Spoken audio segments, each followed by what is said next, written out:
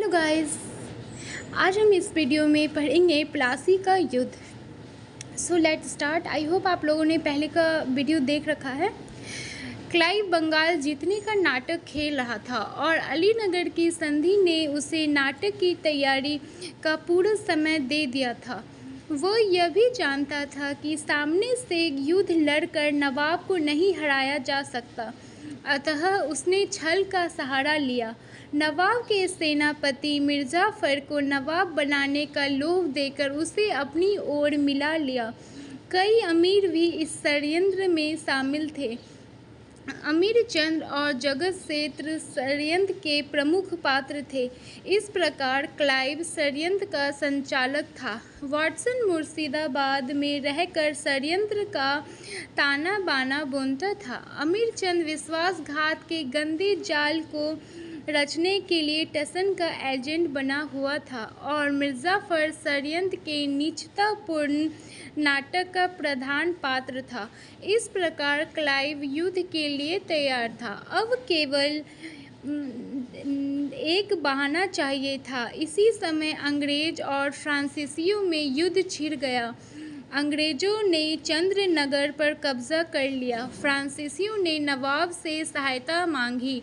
नवाब ने सहायता तो नहीं दी, पर शरणार्थियों को अपने पास रख लिया। बस क्लाइव के लिए यही मौका था। उसने नवाब पर संधि तोड़ने का इल्ज़ाम लगाकर आक्रमण कर दिया।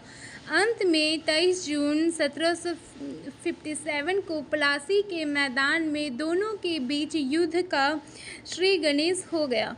नवाब की सेना का प्रधान मिर्जाफर था। वह चुपचाप तमाशा देखता रहा और तब ऐसे युद्ध का जो फल होना चाहिए था वही हुआ। नवाब युद्ध में मारा गया और मिर्जाफर बंगाल का नवाब बना। अंग्रेजों को 24 परगने की जमींदारी मिली। इस प्रकार प्लासी के युद्ध का अंत हो गया। परिणाम और महत्व। यद्यपि सैनिक दृष्टि से प्लासी का युद्ध कोई बड़ा युद्ध नहीं था, पर परिणाम की दृष्टि से यह विश्व के बड़े बड़े युद्धों में गिना जाएगा। क्लाइव ने इसे क्रांति कहा था। जो भी हो, प्लासी का युद्ध कोई बड़ा युद्ध न था। सब कुछ पहले से ही तय था। केवल युद्ध का नाटक खेला गया था।